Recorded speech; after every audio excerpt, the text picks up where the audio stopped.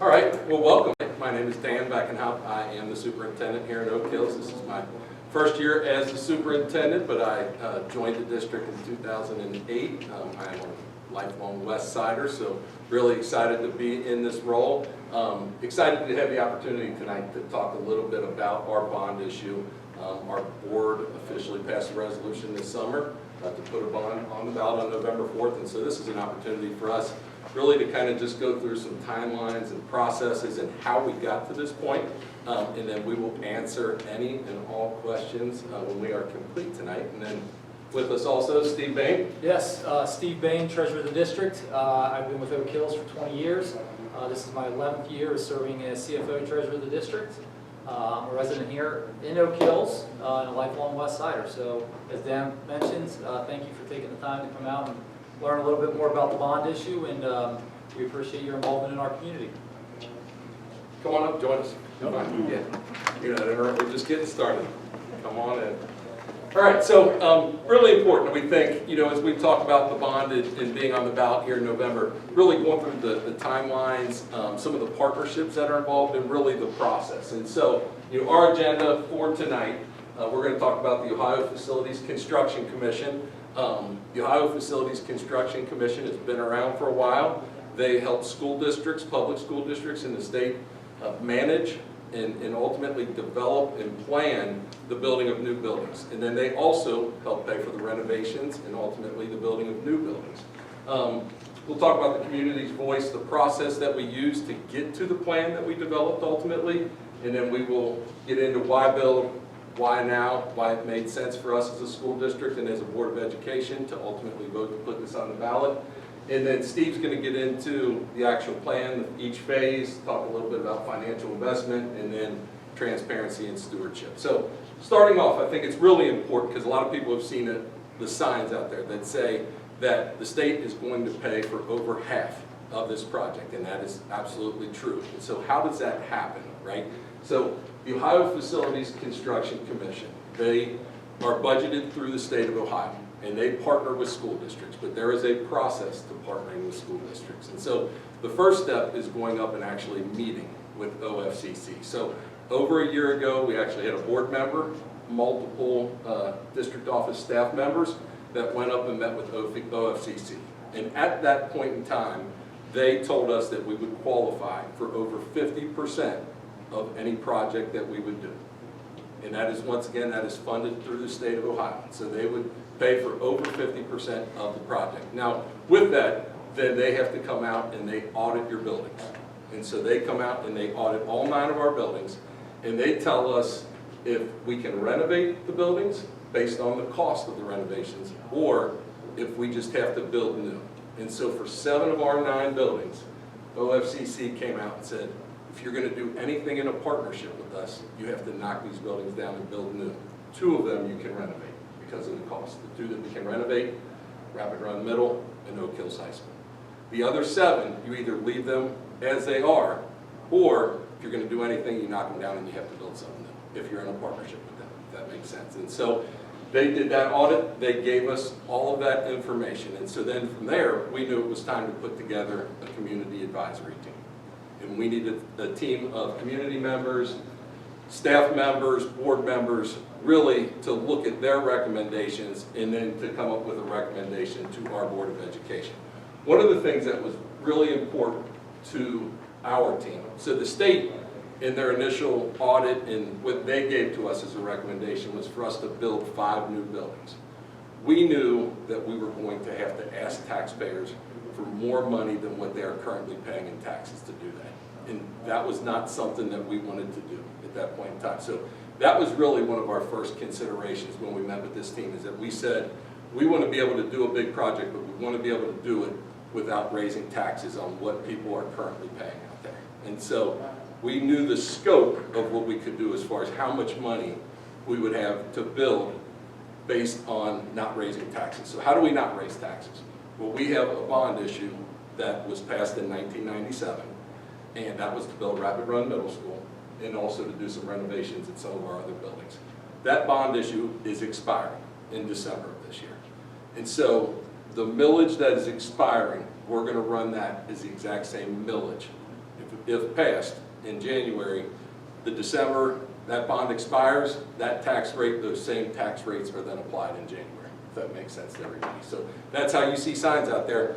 It's not an additional cost based on what you are currently paying. And so, once again, that was really important. Our team said, that was a non-negotiable, essentially, is that we wanted to be able to say we are not going to raise taxes on what people are currently paying. So then the team started to develop that plan, and they looked at the buildings. And so Delhi Middle School, it's 100 years old. Renovation costs extremely high. Bridgetown Middle School, also one of our oldest buildings. And then Springmeyer is the third building that we know we can build all three of those within that budget that we have allotted. So passing a new levy, if it were to pass, the millage that we are running is going to generate about $68 million, and Steve's going to get into the finances in a little bit. The state is going to contribute at least $70 million. And so those monies combined, we know we can build 3 buildings. We can do a Delhi Middle School, Bridgetown Middle School, and then Springmeyer Elementary. And so 2 of our oldest all 3 of them being our oldest buildings, but then also when we get into Springmeyer Elementary, really we have significant capacity issues at our elementary schools. And why do we have capacity issues? It's not because of enrollment is increasing at such a high level. We've seen a significant increase in our special ed population and a growth in our specialized classrooms. And so specialized classrooms are those students with the most significant disabilities. From 15 years ago to now, we've gone from 20 classrooms to 40 classrooms. In the last 5 years, we've gone from about a little over 100 students with autism to about 214 kids with autism. This year alone, we added 5 units for our students with autism. And if it's autism specific, you can only have 6 kids in those classrooms. And so capacity-wise, our elementary schools literally are at capacity. We are using what our old shower rooms as some of our meeting rooms and doing everything we can. And so that is a real thing. So these buildings are all going to be built to meet the changing dynamic and some of those needs that we have. They will all be ADA accessible. Right now, all of our students in middle school that are our students at most at risk with disabilities, they all go to Rapid Run Middle School. And so we will build Bridgetown with additional classrooms to meet that need, and we'll build Delhi Middle School with capacity to meet that need. And then obviously Springmeyer being an elementary school that will help us at the elementary level to balance. Springmeyer currently is our only elementary school that does not have any specialized classrooms. All of our other buildings have specialized classrooms. So give us an opportunity to do some things that I would say that we really need to do in the district. And so, that was the recommendations to the board.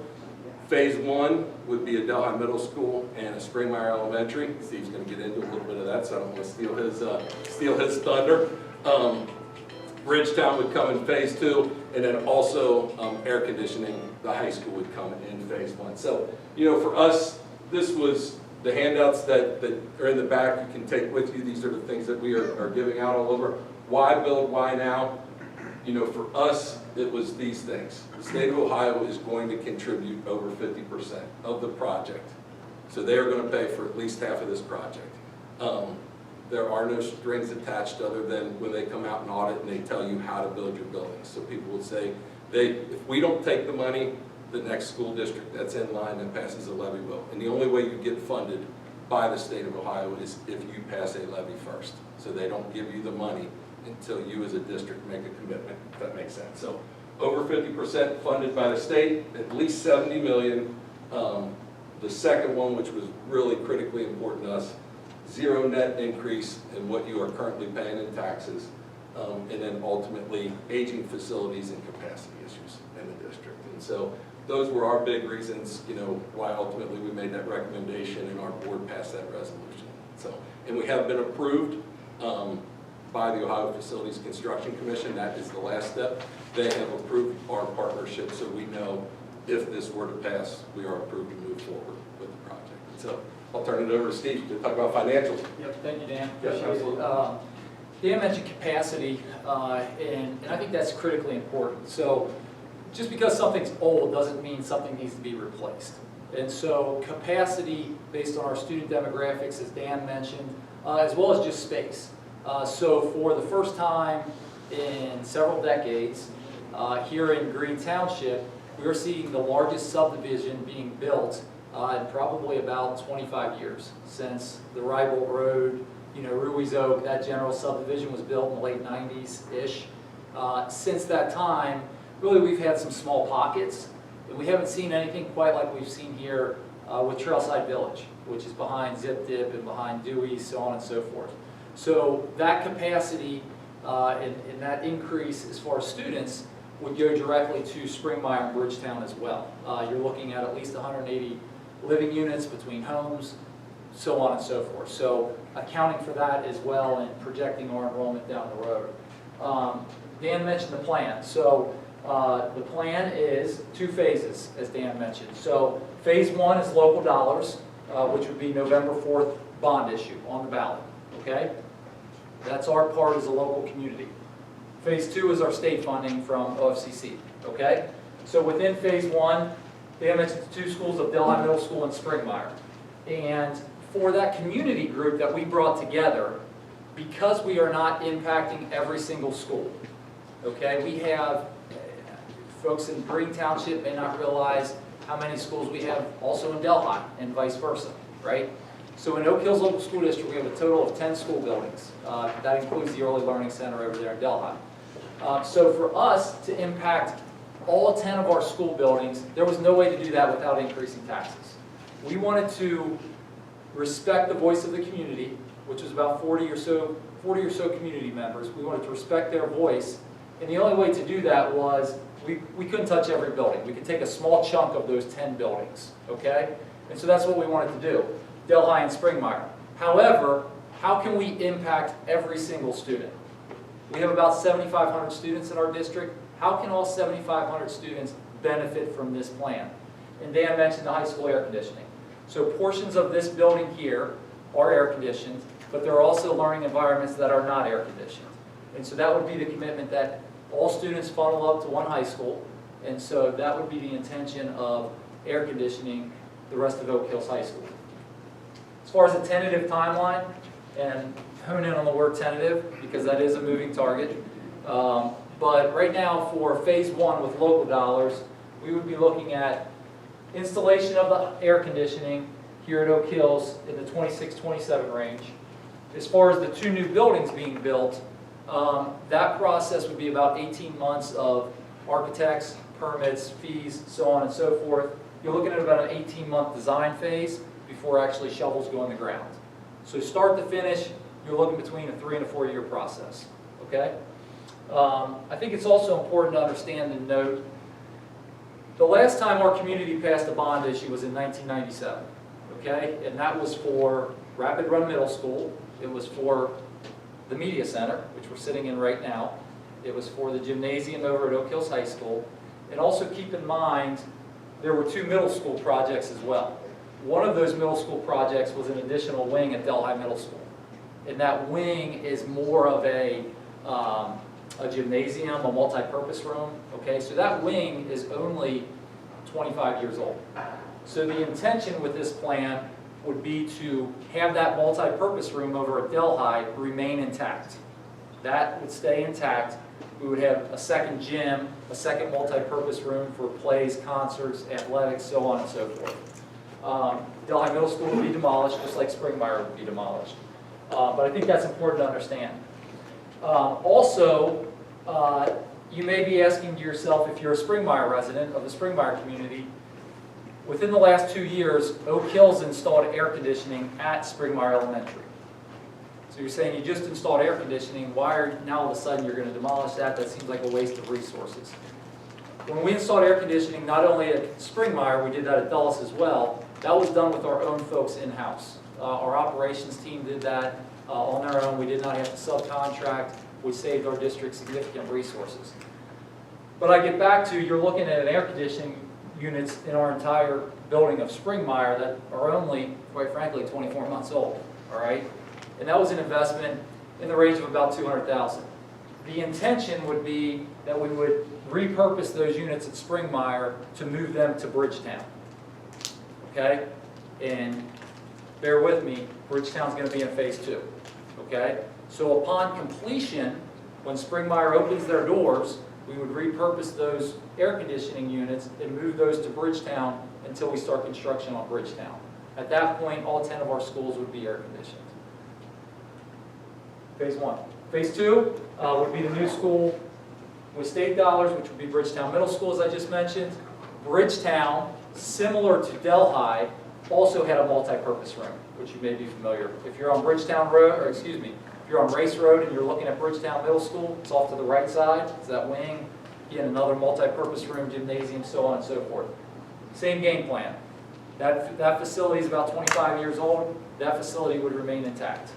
Okay, construction would not impact that particular multi-purpose unit, multi-purpose room. Tentative timeline, 2029 through 2032. There is no definitive answer on when the state is going to actually allocate the dollars to us. Other schools that have participated in this program, the average is about 4.5 years. That can fluctuate, but right now that's the tentative timeline for Bridgetown Middle School. So looking at this plan in total, just a couple things as far as numbers go. First and foremost, we have the new Early Learning Center over there on Delhi Pike, but the other 8 of our buildings are 55 to 60 years or older.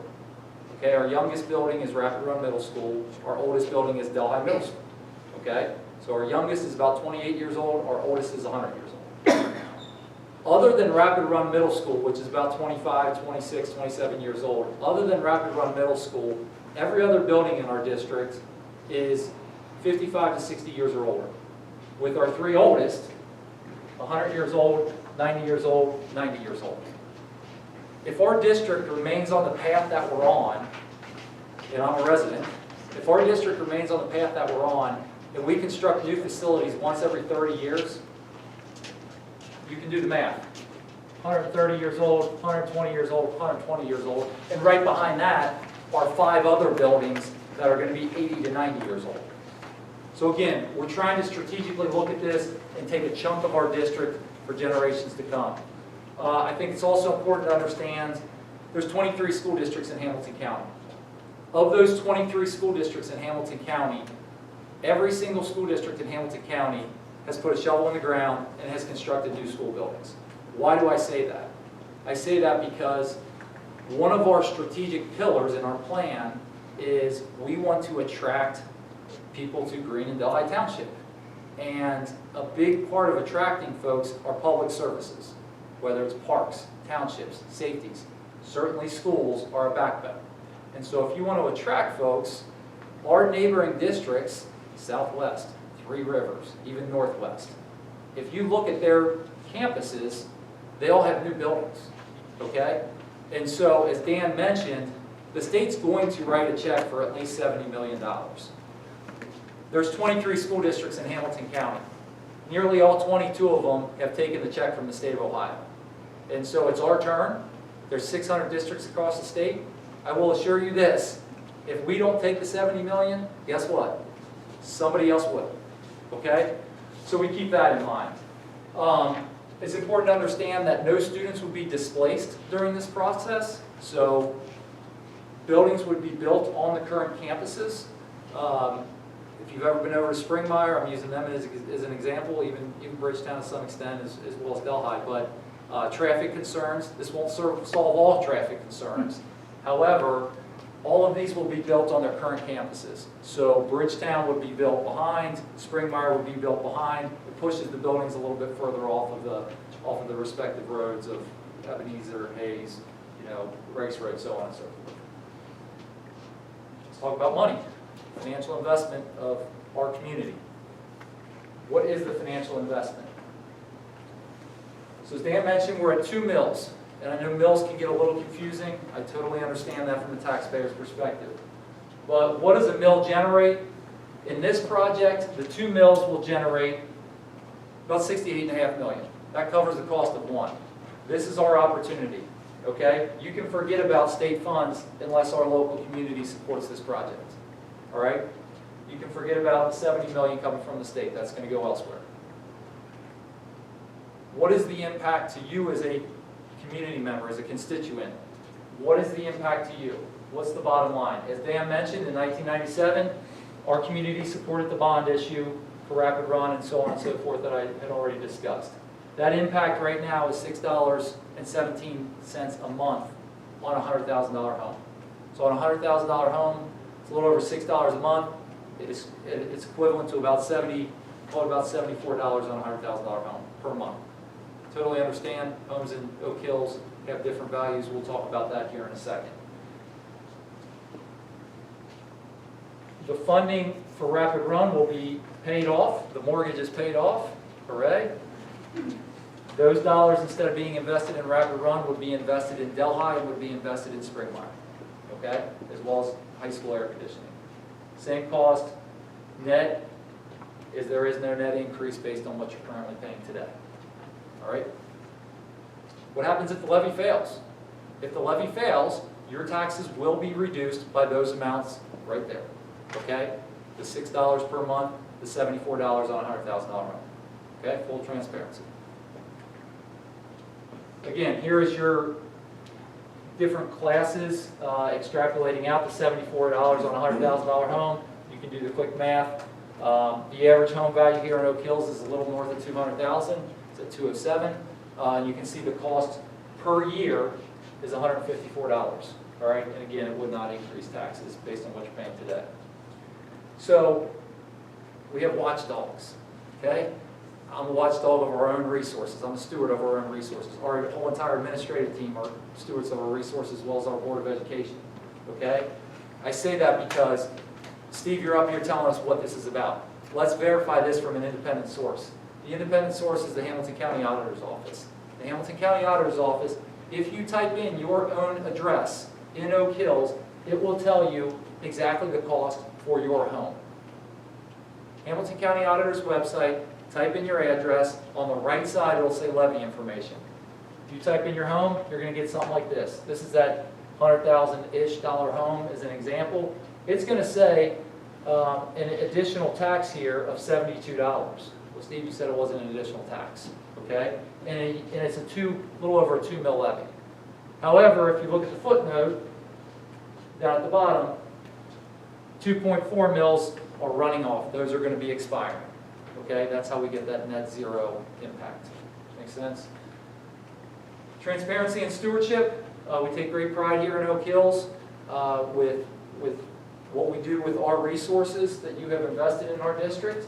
And so we welcome you to come to any board meetings.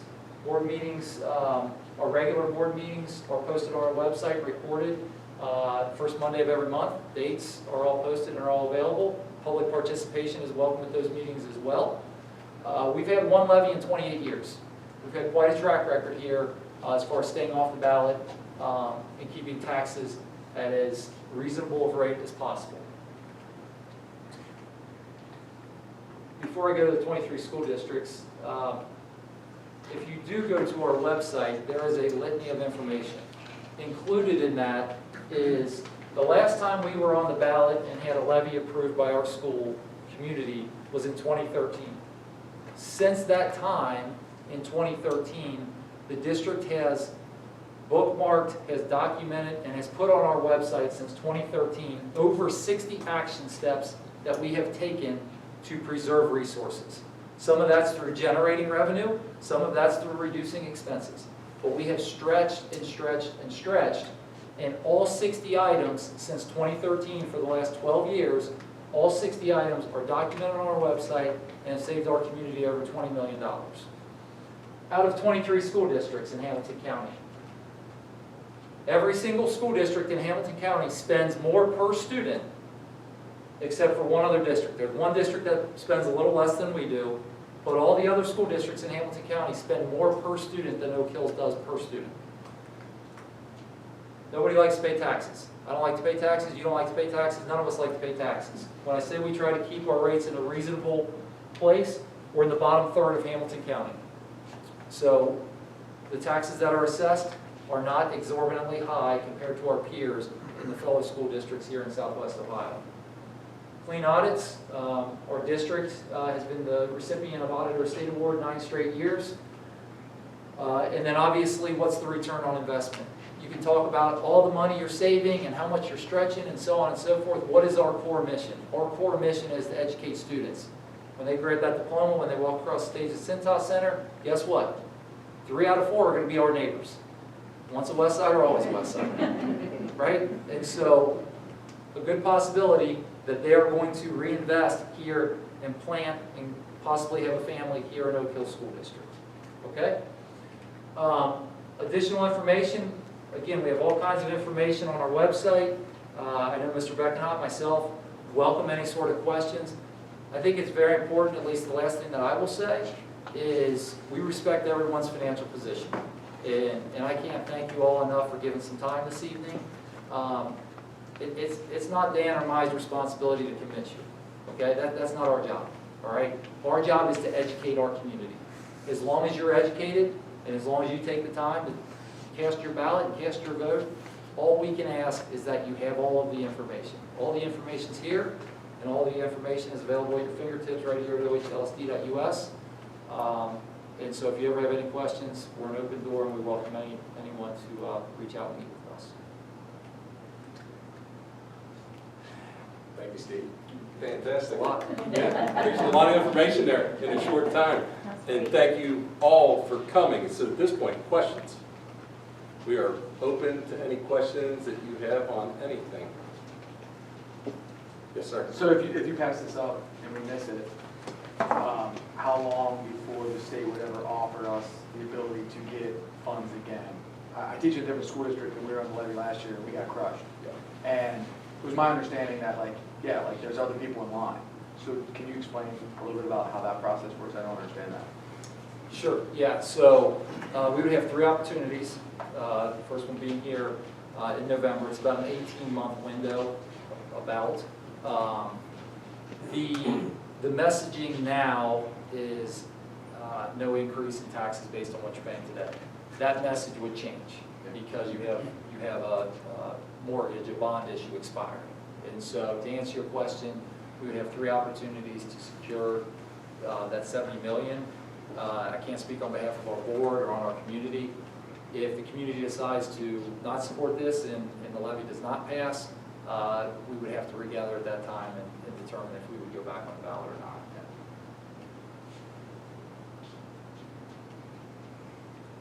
I think less children are being born than there were back in these, going back generations. Are these schools going to be comparable in size, or what you have, or bigger or smaller? What's the plan? So part of, when you partner with the Ohio Facilities Construction Commission, they actually do an enrollment study. And so Delhi Middle School is going to be built for about 550 students. Bridgetown Middle School, knowing that we have some new development out there, is going to be built for 650 students. Bridgetown will have more classrooms, so basically when you partner, the size of the building is based on the number of students. So square footage of Bridgetown is going to be bigger than Delhi Middle School. They both run the same middle school model. We will have more specialized classrooms at Bridgetown Middle School so that we have somewhat of a balance. As I said earlier, Rapid Run, it has all of our specialized classroom students with our most at-risk. You may not have been here at the beginning, our most at-risk students for special ed. No, that's okay. So that'll balance the district, but it is all part of an enrollment study. Springmeier is going to be built for 450 students. Is that what our number is? And that it's similar to what we have right now. Yeah, but they do a study of the community, of new development. We know Delhi, the enrollment is a little bit less, and so it's going to be built a little bit smaller than Bridgetown, just based on potential enrollment in the future. Yep, absolutely. Good questions. I feel better. We'll start here and then we'll get to you, I promise. General comment. First of all, excellent presentation. Thank you. One of the things that jumps out at me is I think about the levy that was resoundingly defeated. I don't remember when that was, several years ago. In addition to the excellent information here, the website contains, as you mentioned, Steve, a wealth of information. One of the things of which was why, what was it 2018? Correct. I don't remember. Correct. Yep. One of the things was why the district hasn't had a need to come back since 2018 until now to look for money. I think that is an excellent message that everybody needs to hear. And if you would, please espouse that. One, yes. With the group. That's an outstanding question. So in 2018, that is a correct and accurate comment. We asked for an operating levy, and that levy failed in 2018, all right? When a community member invests in Oak Hills with their taxes, and you take a $1 bill, all right? 78 cents on the dollar goes to operations. What's operations? That's just day to day. Okay, 78 cents goes to operations. 14 cents goes to infrastructure. So roofs, windows, buses, pavement, so on and so forth. 78 cents day to day, 14 cents infrastructure. The other 8 cents is what we're talking about here, okay, with the bond issue, all right, brick and mortar. So to answer your question, you're referring to the general fund, okay, which is the 78 cents. How has Oak Hills been able to stay off the ballot? It's through a number of ways. 2015, the state of Ohio changed the retirement system, and so we saw a significant number of employees retire. We were able to have, through that turnover, we were able to save resources prior to 2018. 2018, 2019, our union made concessions to us, and there were some insurance changes that were made in collaboration with our union, with our health insurance, and so that was able to save the district resources. Crazy enough, in 2020, when COVID happened and the pandemic occurred, there was obviously heightened concern worldwide. We weren't immune to that as a school district. We were very, very concerned. What happened was the federal government wrote us a check for about $14 million that was able to be a Band-Aid and give us a shot in the arm for several years. Now, with that being said, it's very important to understand, $14 million, that's about $3 to $3.5 million. Our total budget is about $95 to $97 million, all right? And I say that because you have to understand how big Oak Hills is, right? We're the largest employer, we're the largest transportation company, we're the largest restaurant, we feed more people than anybody else, okay? But with all that being said, those dollars were never forecasted. Nobody ever expected that we were going to get that revenue to hold us over even further, okay? What else happened? I mentioned those 60 action steps to try and save dollars. The district in 2015 embarked on an energy conservation project. So our energy conservation, our utility bill used to be about $1.4 million. We partnered with HVAC companies, so on and so forth.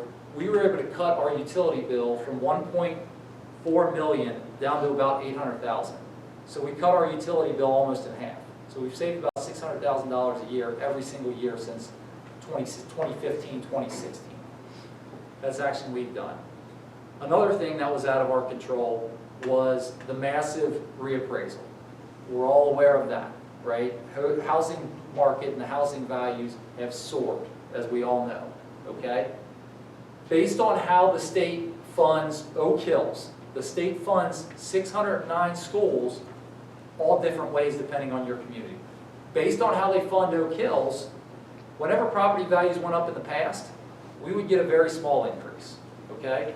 But because of that historic reappraisal in 2023, property values went up 34% in Oak Hills, okay? That was in 2023.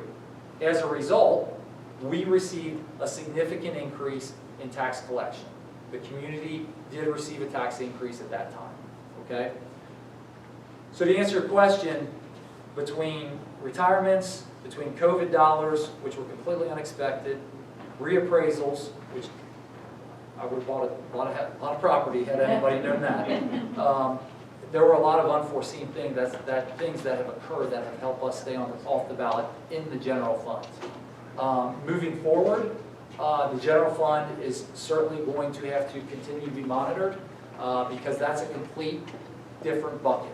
Does that make sense? It's earmarked specifically for day-to-day operations, and our board, our administrative team, we're absolutely in tune to make sure that that budget remains stable. However, right now, that budget is in a challenging position, and so our district is going to have to determine next steps on that particular general fund.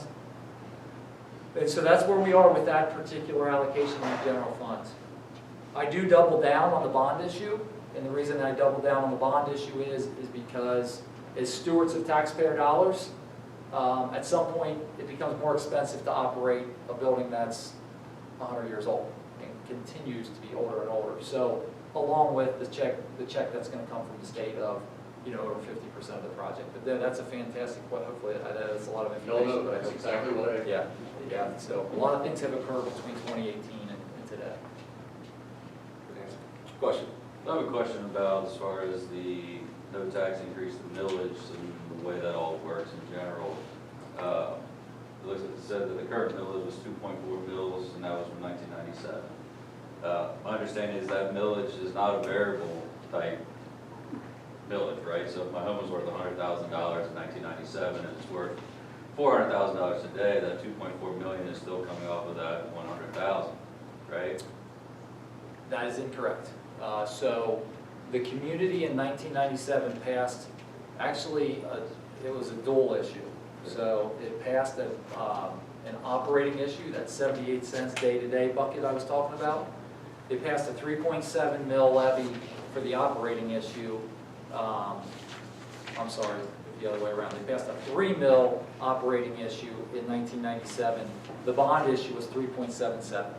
And so you're exactly right, and as you mentioned as well, as property values have gone up, that has gone from 3.7 back in 1997 when it was originally passed. As property values went up, the millage rate on the bond issue, exactly what you're referring to, has gone from 3.7.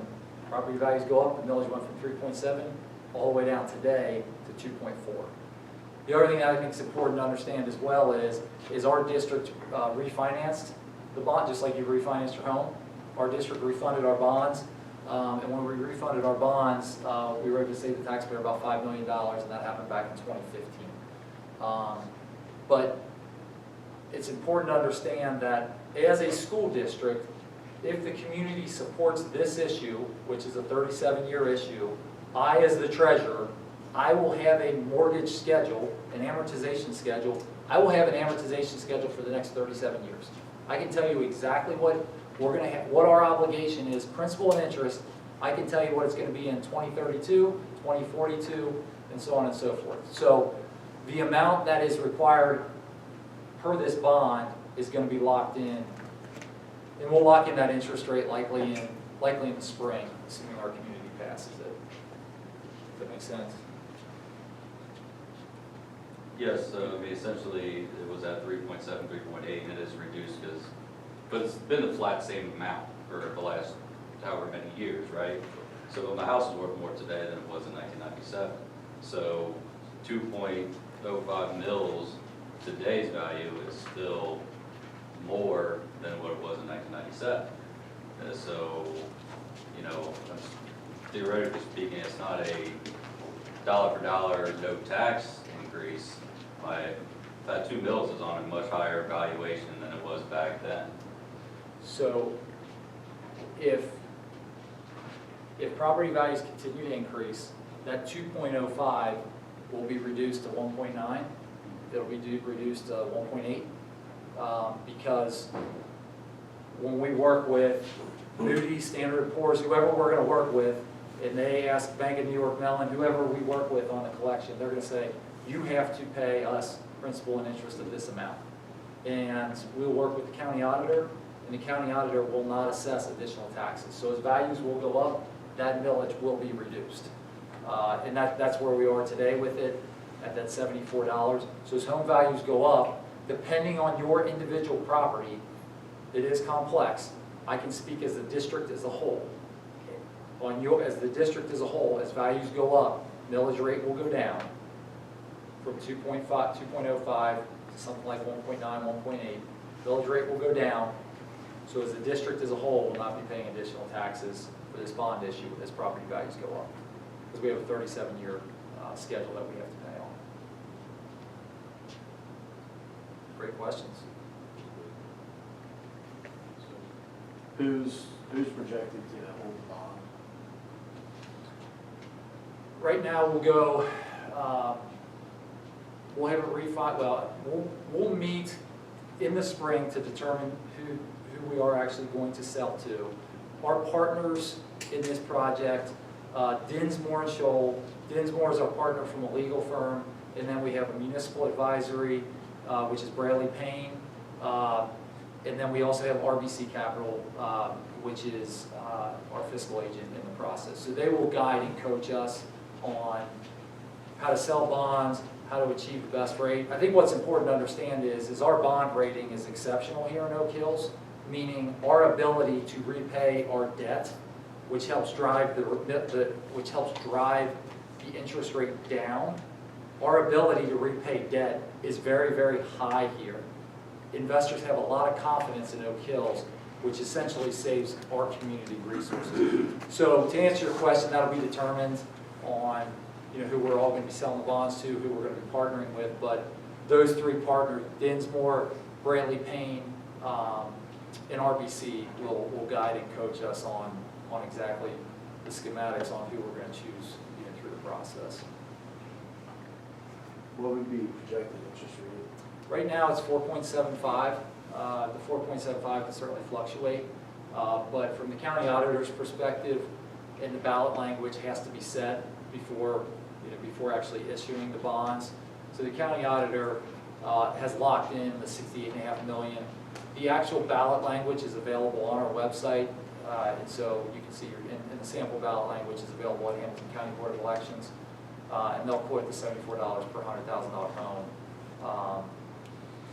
But 4.75 is the assumed interest rate at this time.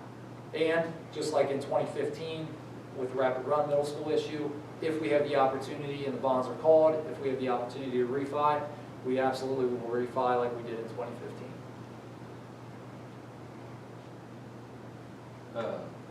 Is there a scenario, I don't know the inner workings of the OFCC, is there a scenario where this bond passes and then that partnership disappears and we don't get the additional $70 million to complete phase 2, and then we're looking to be on the hook for that $70 million to complete that project as taxpayers. As you know, probably with this, anything on the state level in schools, every 2 years they vote and change their minds on how they're going to fund schools, this, that, and the other. So is there a scenario that, that the OFCC is locked in, or they can just say, hey, we're not financially in the place now that we can give you that $70 million to do that project? So we do not have the timeline on when we would receive the funds. I want to make that very clear. The 4.5 year is the average right now. Is there an assurance? The assurance we have is since the inception of OFCC, they have fully funded all the schools that they've approved. And as I said at the beginning, they have officially approved us. They approved us in September at one of their meetings. And to this point, they have not backed out of any of those commitments. And they have partnered with school districts for several decades. And so, would I tell you, it hasn't happened yet. And so we would hope that they've approved us and they would fulfill that commitment based on their history. Is there a plan B if that doesn't happen?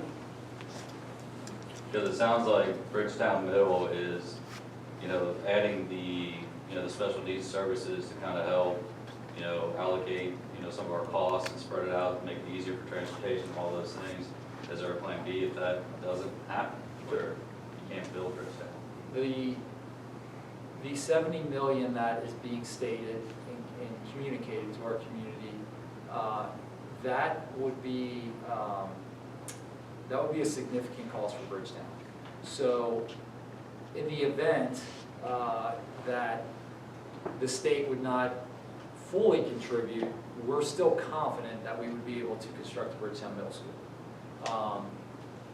Conversely, if the state does contribute their full commitment, their full pledge, then at that point, if we have excess dollars, so if Bridgetown comes in at 50 million, because if you're doing the math here real quick, it's Yeah, one 68, it's school. $68.5 million for 2 schools, right? So it shouldn't be $70 million. Tariffs, labor, there are unknown factors, as we all know. But the 70 million, we're hoping that is a very conservative estimate, that we're able to do other projects throughout the district. But we don't want to get ahead of our skis, because until those dollars arrive, which as Dan has mentioned, have come to fruition for every other district that have participated in this program, we want to be conservative and not overpromise to our community what we plan to do with these resources. I'm sure you guys have heard this question before, but I know the lottery's been around probably, I don't know, 40 or 50 years, but how much money do you get from the lottery? And what the hell do schools and districts do for the lottery money? How did they make it all those years with no levies and everything Yeah, for the lottery? You're going to get me going here a little bit. Along with casino revenue, right? So, casino revenue as well as the lottery, I want to make it very, very clear, crystal clear, okay? The state of Ohio has not done their part for Oak Hills Local School District for a long, long, long time. It's a fact. I'm a resident, I'm a lifelong West Sider, plan to be a lifelong West Sider, I love living here. There are some factors that are working against us. For instance, we're 90% residential, okay? We don't have a GE, we don't have a Luxottica, we don't have a P&G. And this is respect to those companies. We have a Nick and Tom's, we have a Hot Wings on Delhi Pike. That is our commercial tax base. Why, and I'm not making light of that. The reality is when there is a need for revenue, it's going to fall on us, okay? Because 9 out of 10 are residents. To answer your question, because the state's not keeping up with their end of the bargain, to the tune of average increases of less than 1% for the last decade, okay? Think about it from your own home budget. If your income is only increasing by a percent, we all know when we go to Kroger or Meijer or wherever we're going, obviously prices and the cost of living has significantly increased. The state of Ohio is underfunding Oak Hills, and when you get in your car and you turn on 700 WLW when you leave this evening, you're going to hear, play the lottery, right? You're going to hear, go support the casinos, okay? Well, when I have my pie chart, which is all available on our website, and I talked about it at our public board meeting last night, when I have our pie chart, you're going to see about 65% of the dollars come from the local, about 30% comes from the state, and about 5% comes from other. 65% local taxes, 30% from the state, 5 from other. Well, what makes up that 5? Okay? Well, what makes up that 5 are things like extracurricular fees, interest revenue, we invest interest revenue, and then don't hurt your eyes when you're squinting, but about 0.1% to 0.2% is from lottery and or casino. So that is the misunderstanding with how schools are funded, because many don't understand that a community like Oak Hills is only averaging 1% increase from the state, and some of that is through what you mentioned, lottery and casino. See, isn't it like $400,000 a year we get from lottery, something like that? That's casino. Casino is in that range of about 500, yeah. And Okay. lottery's lumped in with the whole conglomerate of our entire state funding. So it's not the windfall that everybody was led to believe that it was going to be, right? Yeah, that's a fantastic question, because you only know what you know. You only know what you hear, right? And that message is getting out there. The schools are getting significant revenue, and that's simply not true. It's the average is the average, and the average is less than 1% for a very long time. So when you say the state is not doing their part for Oak Hills, does that include all schools statewide, or is Oak Hills not being screwed over any more than any other school district? As far as that? Yes. Sills, Three Yeah. Rivers, they all get the shaft. There's other districts that benefit from the fair funding plan. But Oak Hills gets shafted, Three Rivers gets shafted. We have too much residential, the property values are so too high, that they're wealthy districts, so they believe that the taxpayers should go ahead and fund the schools. Can't say it any better.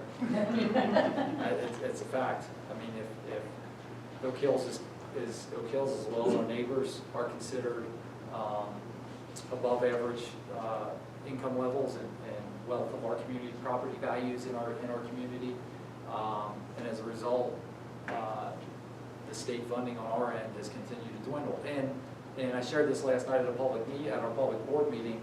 It's important to understand, back in, and I'm doing a little history lesson here, but back in the 70s, your local responsibility as a taxpayer statewide, okay, was in that 40-ish% range, and now you're up to about 75%.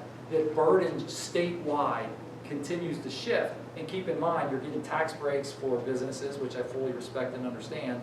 The state has also reduced income tax brackets, as you may know, the last budget, they reduced it from 3.1 down to 2.75 for certain earners at certain levels. What's the moral of the story? The moral of the story is the state is giving different breaks to different pockets of the communities in the state. And so as a result, because state funding as a whole is starting to be reduced, schools, in the case of Oak Hills particularly, we're seeing less revenue than we've ever seen. And what I have to do is I have to project and forecast out. What I forecasted out, unfortunately, is going to show little growth to no growth in all of our revenue streams. That's not only state, that's local, and so that's going to be, it is a challenge and a concern that we'll continue to look at. Anything else? Great questions, fantastic questions. Yes, sir. So I like how you said like home budget. I think that's how we should all think about it. It's like easy to break it down. Would you say essentially we're paying off an old vehicle and the school is now asking to buy new vehicles?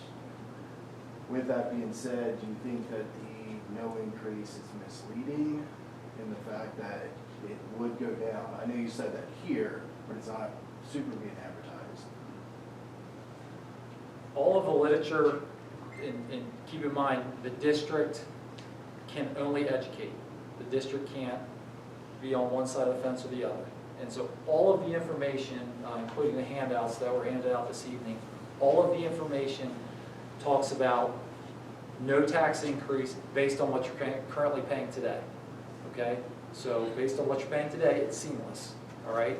Depending on your individual home will depend on what future years will look like, okay? But across the entire district, there won't be an increase in taxes based on what you're paying today, and I like that analogy as far as an old vehicle.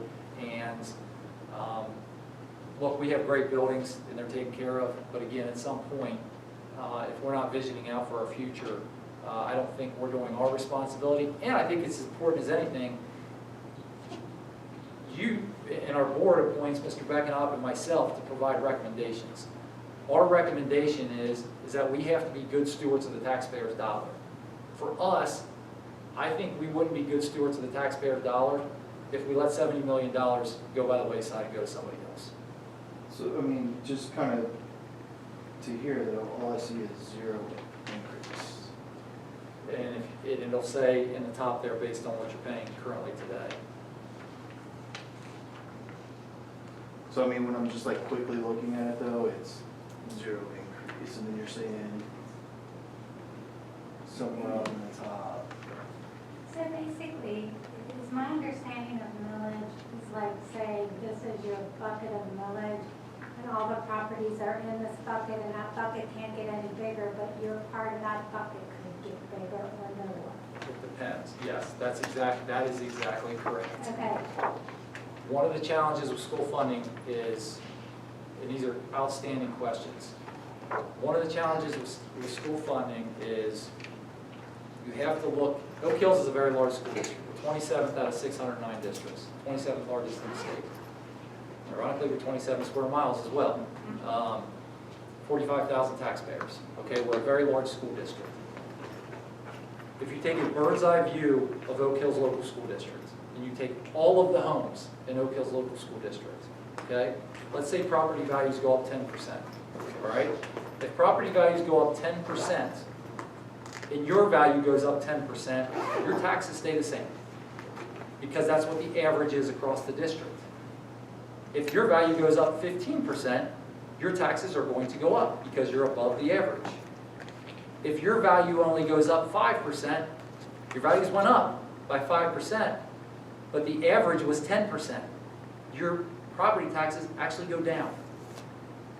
You're taking the time to understand and educate learners and hear and understand that, but that is a very challenging message to communicate because, and I understand why, homeowners look and say, my value went up X amount, I'm paying more.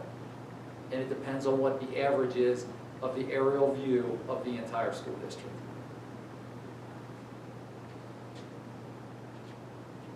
I'll piggyback on that.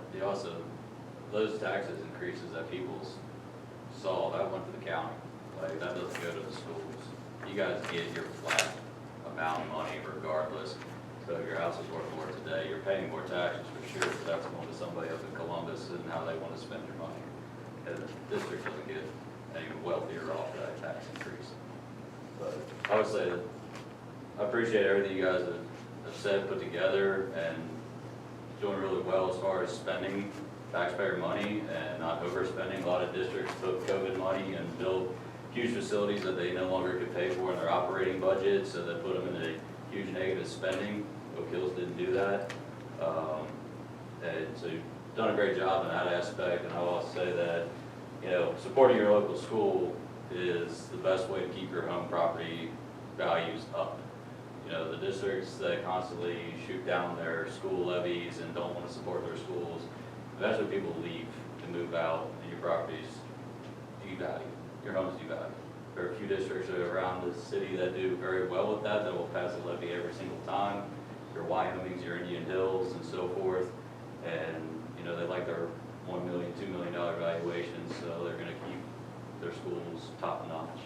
So I think it's a great opportunity to support the district and keep, you know, Oak Hills going in the right direction.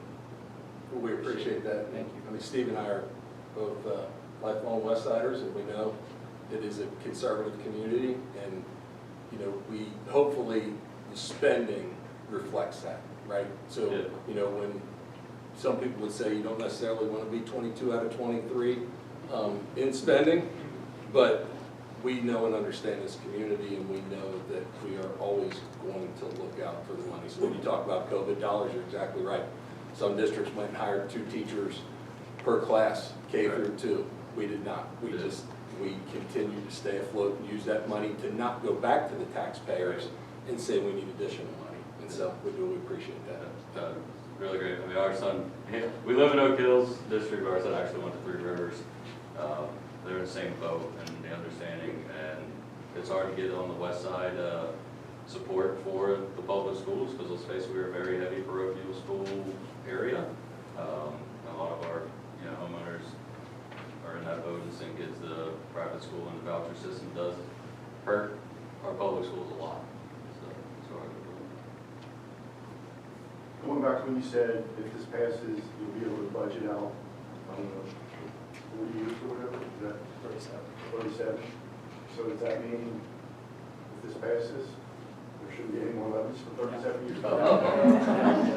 Yeah, so, no. And I should pull up on our website, but the dollar breakdown, this is 8 cents on the dollar. It's restricted specifically for construction. 8 cents on the dollar is specific to construction.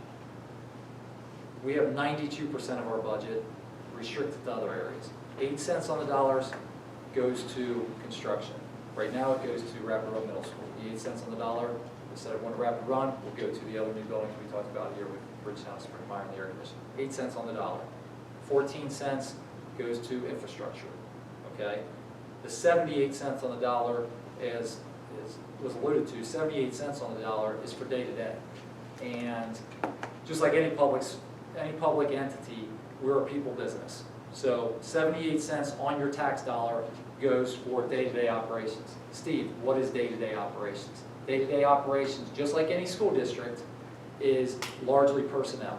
We don't sell diapers, we don't sell Crest toothpaste, so our product is our students. But 78 cents on the dollar is personnel, people, staffing, salaries, fringe benefits, so on and so forth. Our compensation packages, I think it's very important to understand this. We have two unions. We have a certified teaching union, and we have a classified teaching, or a classified non-teaching union, okay? We will bargain with them, and we will have negotiated agreements with them, typically once every 3 years. What's the moral of the story? The moral of the story is when 89% of your budget is people, okay, in that general fund day to day, all right, that's the biggest cost to any school district. When the biggest cost is people, we want to, our goal, Mr. Beckenhop was in HR, he knows better than anybody, our goal is to recruit and retain, okay? So just like our taxes, how we were here in the bottom third of all Hamilton County taxes assessed, okay? Conversely, we want to be near the top third as far as compensation. I didn't say we're at the top, okay? But I also don't want a revolving door, okay? We don't want a revolving door. We're not at the top as far as salaries and benefits, because it's a compensation package, and that goes for any position. That goes for teachers, secretaries, bus drivers, food service, so on and so forth. So, no, there is no assurance here that we will not be asking for a levy at any point in time. Based on the way schools are funded from the state of Ohio, I cannot make that assurance and guarantee. That 78 cents on the dollar, the general fund, is in a challenging position right now. Could we be back for an operating levy? Absolutely, we could. But we only know what we know today.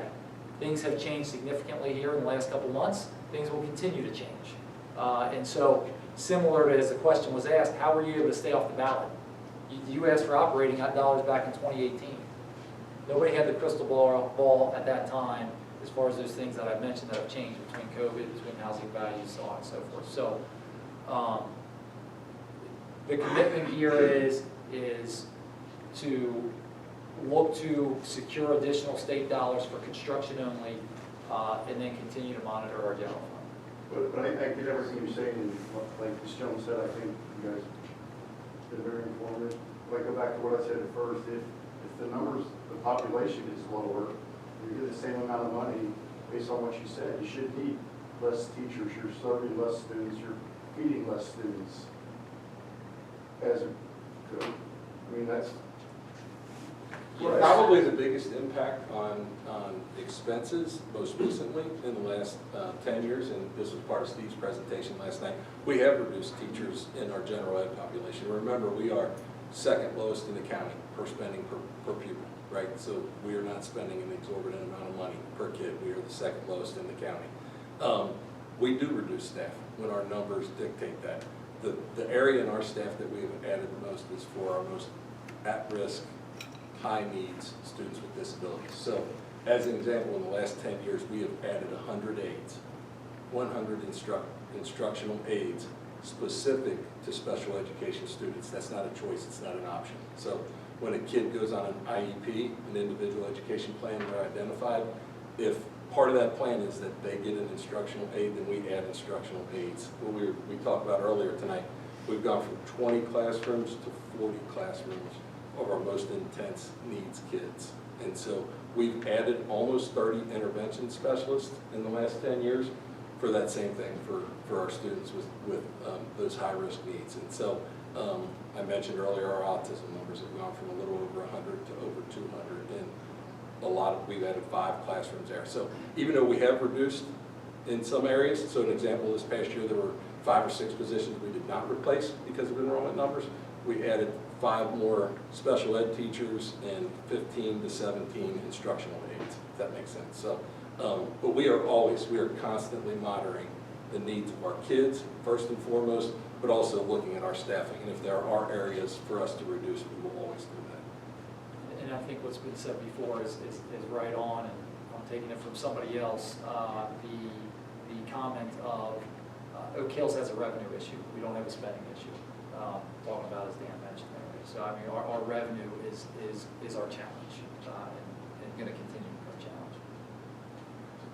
So a question, are we having to add those certified staff, like the specialized staff for special needs students to parochial schools as well, that are at the expense of Oak Hills? So parochial schools actually get money that flows through the state, that flows through us. It is money that comes through the state through us. So we do hire some staff for parochials, and it will depend. We do provide some school psych services to our parochial schools for those kids that might be identified, but that's, I wouldn't say it's a substantial amount, but there are some services that we absolutely provide. But then they also receive some separate funding that we hire for them. They're hired as Oak Hills employees because the money flows through us. So you said this is construction only, and one of the metrics used is how many students per teacher, right? That's what a lot of people look for. You're saying we're pretty much already stretched thin. How, I mean, we're pretty much barely operating then. How can we guarantee that you're not going to be asking for more money? For operating money? Yeah. So if this doesn't touch any operating money. Yeah, bond issue is totally separate from, a bond is totally separate money from an operating. And as well as, things change very, very quickly. Oak Hills hasn't had additional one levy in 28 years. Nobody wants any levy. One levy in 28 years. And I'm not saying you. In general, some live in a world of what have you done for me lately? This is unheard of. I want to make that very, very clear. One levy in 28 years is unheard of, and I would challenge nearly any of the other 608 districts across the state if they can put that on their resume. Because I can guarantee you, at least 90%, if not more, cannot put that on their resume, and Oak Hills can. That doesn't solve the issue. Everybody has their own financial issues and concerns. To answer your question, there is no guarantee that we can stay off the ballot for operating issues. We will absolutely have to look at that, and we continue to look at that. Our general fund is in a position that will need additional revenue, and we're going to have to address that. But that's going to be the community's choice. Dan let us off. Look, I'm a resident, and we're both West Siders. It's what you all want, okay? We're stewards of your resources. Whatever, just like this, and we brought a group in, we welcome the voices of folks next year, future years, so on and so forth. Come to board meetings. Reach out to Dan and myself. If we bring groups together, participate in those groups, because you're exactly right. At the end of the day, the way schools are funded, if we are not getting revenue, we are going to have challenges moving forward. Every district is. We're not immune to that. Mr. Williams? So the levy that passed 28 years ago is the one that passed at the same time that the bond issue was passed. And then we passed one in 2013. That is the only other one since then. So 2013 was an operating.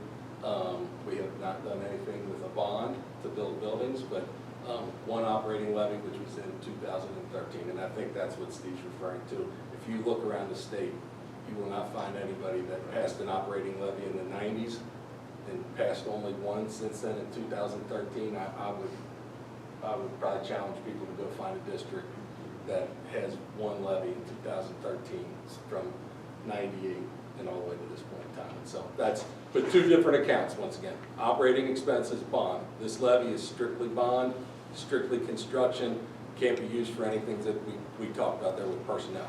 That makes sense. Two separate entities. So yeah, but that's the one time in 28 years. In the 90s and then 2013. So I've dealt with a lot of city contracts, state contracts in the past. A lot of times their construction costs are a lot higher. You basically alluded to hey, we think we could get Bridgetown done significantly cheaper. Are there limitations with the partnership with them as far as contractors, construction, approved contractors, etc.? Yeah, there's something referred to as the Ohio School Design Build or the Ohio School Design Manual. So the state of Ohio will, assuming the levy passes, the state of Ohio will inform us on good, better, best, okay? And they will let us know the quality of structure we can build. If we want to build above that, that would be with resources here internally, and that's built in. We have about a 20% contingency built in, so we would anticipate that, you know, the economy changing as much as it's changed in recent years, that we want to have a buffer to make sure that we're able to get this done. Mr. Beckenhop, an educator by nature, being a finance guy by nature, we're going to lean on our architect partners as far as overall cost. And so what we have from our architect partner, which has not been formally approved at this point, but the estimates that we're getting at this point in time based on square footage and cost per square footage gives us a buffer that we would be able to meet those buildings within that budget of $68.5 million. Are we looking to utilize local contractors within the community? That hasn't been determined. Because we're 10% commercial, we absolutely want to support local as much as possible. We haven't had a building project in many, many years. If you walk down this hall and go to the gym, you're going to see across the top of the gym, you're going to see probably about 100 to 125, maybe not that many. You're going to see a lot of banners across the top here. And so our local partnerships are critical, and anytime we can support them because they support our school so much, we're going to do that. So if that opportunity presents itself, absolutely, we're going to say here in the district, if not somewhere here in Southwest Ohio.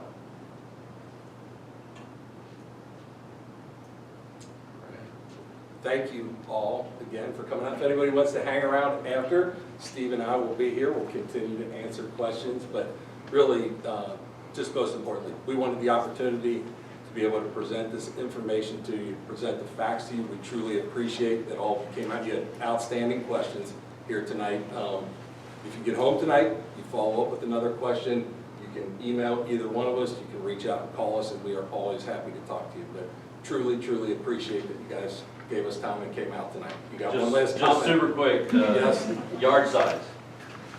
How do you obtain them if you would like? So to? we are not in the business of yard signs. So we are not allowed, Steve and I are allowed to present the facts. Right. I just didn't know if you guys Anything knew that says without vote anyone in yes the does room. not come from the district, so that is outside of our line. We are not allowed to be a part Right. of